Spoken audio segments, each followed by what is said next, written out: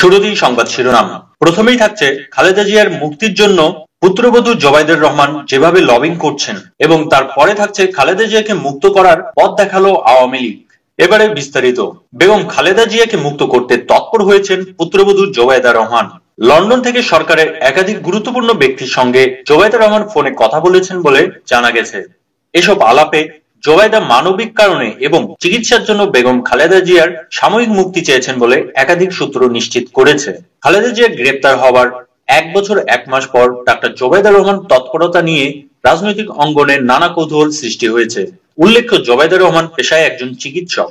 সংশ্লিষ্ট সূত্রগুলো জানিয়েছে, গত 1 সপ্তাহে তারেক জিয়ার সহধর্মিণী বেগম খালেদা জিয়ার স্বাস্থ্য পরীক্ষা করেছেন।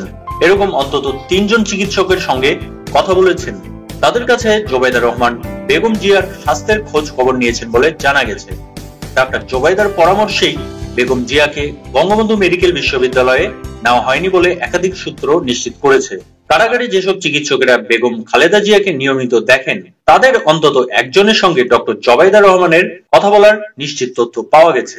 একাধিক সূত্র নিশ্চিত করেছে যে ডাক্তার জোবাইদা রহমান প্রভাবশালী এক সাবেক মন্ত্রীর সঙ্গে খালেদা জিয়ার শারীরিক অবস্থা নিয়ে অন্তত 2 বার ফোনে কথা বলেছেন বলে জানা গেছে। সূত্র মতে এ সময় জোবাইদা রহমান অত্যন্ত আবেগপ্রবণ হয়ে পড়েছিলেন এবং কথাবার্তার এক পর্যায়ে তিনি খালেদা জিয়ার মুক্তি চেয়ে কেঁদে ফেলেন।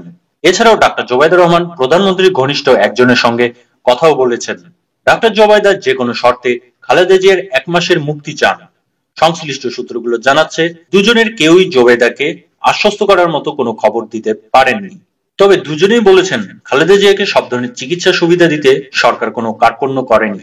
জানা গেছে, জোবাইদা রহমান বেগম খালেদা জিয়াকে ইউনাইটেড হসপিটাল অথবা অ্যাপোলো হসপিটালে নিয়ে চিকিৎসার জন্য অনুরোধ করেছেন।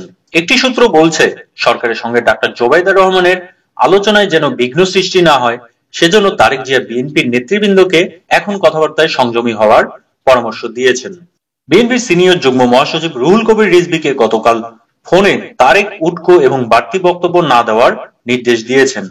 বিএনপির একাধিক সূত্র বলছে, দলের মহাসচিবকেও তারেক জিয়া ফোন করেন। মির্জা ফখরুল ইসলাম আলমগীরকে আগামী কদিন কোনো কর্মসূচি না দেওয়ার নির্দেশ দিয়েছেন তারেক জিয়া। সরকারের সঙ্গে ডাক্তার জোবাইদার যোগাযোগের খবরটি নিশ্চিত করে বিএনপির একজন নেতা নাম প্রকাশ না করার শর্তে বলেছেন, আমরা এখন খালেদা জিয়ার সুচিকিৎসা ছাড়া কিছুই ভাবছি না, এটাই আমাদের প্রধান ইস্যু। তিনি অবশ্য বলেন, সরকার বিষয়টি নিয়ে আগের চেয়ে অনেক নমনীয়। এবারে দেখুন যেভাবে খালেদা জিয়াকে মুক্ত করার পথ দেখালো আওয়ামী লীগ। শপথ নিয়ে সুলতান মোহাম্মদ মনসুরের সংসদে যোগদানের বিষয়টি উল্লেখ করে 14 দলের পক্ষ থেকে বিএনপি ও ঐক্যফ্রন্ট থেকে নির্বাচিত বাকিদেরও শপথ নেওয়ার আহ্বান জানিয়েছেন জোটের মুখপাত্র ও আওয়ামী লীগের প্রেসিডিয়াম সদস্য মোহাম্মদ নাসিম। নাসিম বলেছেন, আমরা আশা করব বিএনপি সহ অন্যান্য দলের যারা নির্বাচিত হয়েছেন তারা পার্লামেন্টে আসবেন, পার্লামেন্টে এসে সরকারের ভুল ধরিয়ে দেবেন, সরকারের কঠোর সমালোচনা করবেন। এই পথে আপনাদের থাকতে হবে। অন্য পথে শুধু প্রেস ব্রিফিং করে নামকা ওয়াস্তে কয়েকটি লোক দেখানো আন্দোলন করে আপনাদের নেত্রীকে মুক্ত করতে পারবেন না। শুক্রবার দুপুরে রাজধানীর বঙ্গবন্ধু এভিনিউস্থ আওয়ামী লীগের কেন্দ্রীয় কার্যালয়ে 14 দলের বৈঠক শেষে সংবাদ সম্মেলনে তিনি এসব কথা বলেন। আসন্ন উপজেলা নির্বাচনে বিএনপির অংশগ্রহণ না করাকে দুঃখজনক হিসেবে মন্তব্য করে নাসিম বলেন, ইলেকশন বর্জন করে, ইলেকশন ভণ্ডুল করে কোনো অর্জন তারা গত কয়েক বছরে করতে পারেন নাই। তারা আবারও সেই ভুল পথে যাচ্ছে, তাদের দলকে ধ্বংসের পথে নিয়ে যাচ্ছে।